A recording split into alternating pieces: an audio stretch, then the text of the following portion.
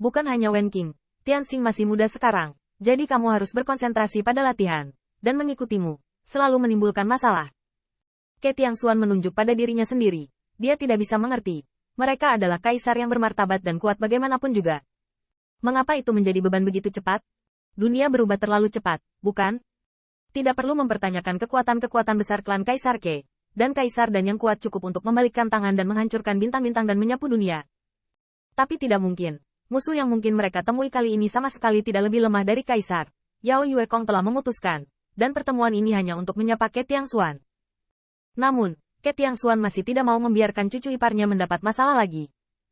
Dalam hal ini, Yao Yuekong terlihat cuek. Dia tidak pernah merasa bahwa Qin Yichen adalah beban. Tetapi ketika dia mengetahui bahwa yang pertama adalah teman baik Guanxing, dia juga menganggapnya sebagai teman. Saudara Feng juga membantu saya keluar dari neraka. Jadi saya akan pergi ke tanah suci klan saya. Dan saya berharap menemukan beberapa kesempatan bagi saudara Feng untuk mengungkapkan rasa terima kasih saya.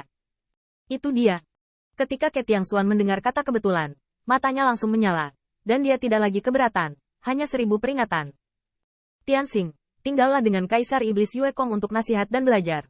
Jangan selalu menyeret kakimu, hati-hati. Dengan cara ini, Qin Yichen, Bai Guanxing, Yao Yuekong, Putri Wen Qing, dan Kong Wu terbang keluar dari langit. Kenapa setiap aku pergi denganmu, klan Dike selalu membuatku merasa diomeli oleh orang tuaku ketika aku sedang bergaul dengan teman-teman ketika aku masih muda? Qin Yichen diam-diam mentransmisikan suaranya, sedikit tercengang. Tetapi Bai Guanxing tertawa. Bukankah itu karena klan Kaisar Ke memperlakukanmu sebagai anggota keluarga? Tempat di mana tanah suci bulan iblis berada di alam semesta kuno membuat Qin Yichen sedikit terkejut, dan bahkan lebih gugup dan penuh harap. Bagaimanapun, Qin Yichen tidak menginjakkan kaki di alam semesta kuno, kecuali melihat klannya di kota Feng Shui. Alam semesta kuno, ini adalah keberadaan yang jauh lebih tua dari alam surga Kaisar. Menurut legenda, titik awal alam semesta ini adalah alam semesta purba. Ada keajaiban yang tak terhitung jumlahnya di sana, dan bahkan banyak dewa, yang lahir di alam semesta kuno, dan bahkan tuan yang dominan, istana iblis kuno. Memikirkan keluhan antara dirinya dan pengadilan iblis kuno, Qin Yichen mengatakan bahwa dia tidak gugup dan itu palsu. Namun, dalam perjalanan, Putri Wenqing penuh dengan vitalitas, dan dia terus-menerus melompat kegirangan. Bahkan jika dia mengabaikan pemandangan dari berbagai ras di alam surga Kaisar, dia merasa luar biasa. Pada saat yang sama, pengadilan surgawi. Kaisar Yuan Tian sangat marah saat ini. Tepatnya, kemarahan Yuan Tiandi belum mereda sejak pertempuran penjara surgawi.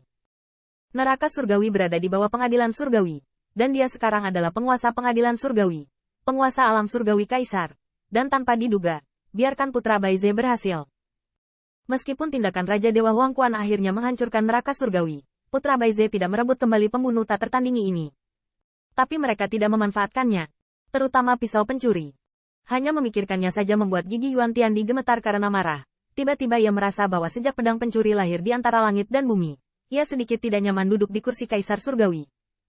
Kemarahan pertempuran penjara surgawi belum mereda, dan peringatan disajikan, sehingga Kaisar Yuan Tian hampir memerintahkan ratusan juta tentara surgawi dan jenderal untuk berlari melintasi surga Kaisar. Kelompok pencuri di penjara surgawi baru saja dibebaskan, jadi penghormatan dari begitu banyak ras telah dikurangi setengahnya. Bagaimana dengan panen penghormatan yang buruk? Kaisar Yuan Tian membenci tidak hanya arti kurangnya upeti, tetapi yang benar-benar membuatnya kesal adalah bahwa ras-ras ini berani membuat alasan bodoh untuk membodohinya.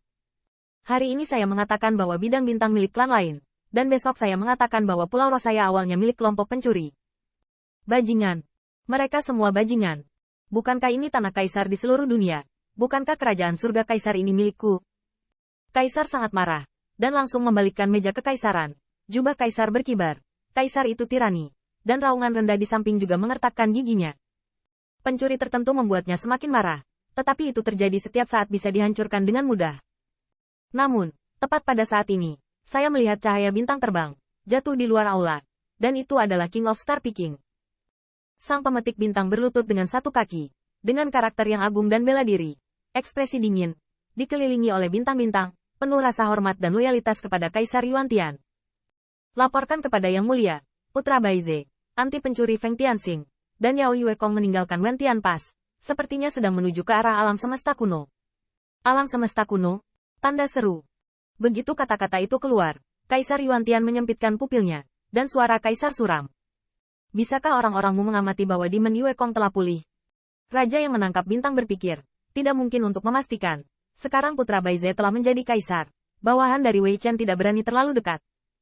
Meskipun tidak dapat memastikan, Kaisar Yuan Tian masih memainkan jubah kaisar. Dan murid kaisar menjadi semakin dingin. Dan matanya seperti obor. Kamu bisa keluar dari Wen Tian Pass dengan Yao Yuekong. Artinya sebagian besar sudah sembuh. Semesta kuno. Tampaknya di Men Yuekong sebagian besar ingin pergi ke Tanah Suci Bulan Iblis untuk mendapatkan kembali kesempatan dari klannya. Kaisar Yuan Tian tersenyum. Dengan senyum jenaka. Bercanda seperti kucing dan tikus. Sayangnya, eyeliner saya tersebar di seluruh dunia. Dan Kaisar Putra Baize mungkin baru saja menerobos. Bahkan jika dia mampu, tidak mungkin membantu Yao Yuekong membentuk kembali Daoxin secepat itu.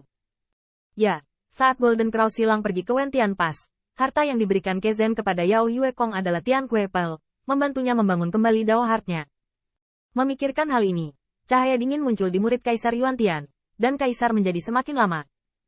Kalau begitu, Zitong, kamu pergi dengan kakak laki-laki dan adik laki-lakiku untuk menangkap bintang. Dan kamu membantu Zitong, Kaisar Iblis Muda. Liga 10.000 monster hilang. Tantang kamu untuk keluar dari Wen Tian lulus. Iya. Raja penangkap bintang bersujud, penuh kekuatan, dan Kaisar sudah bersiap-siap.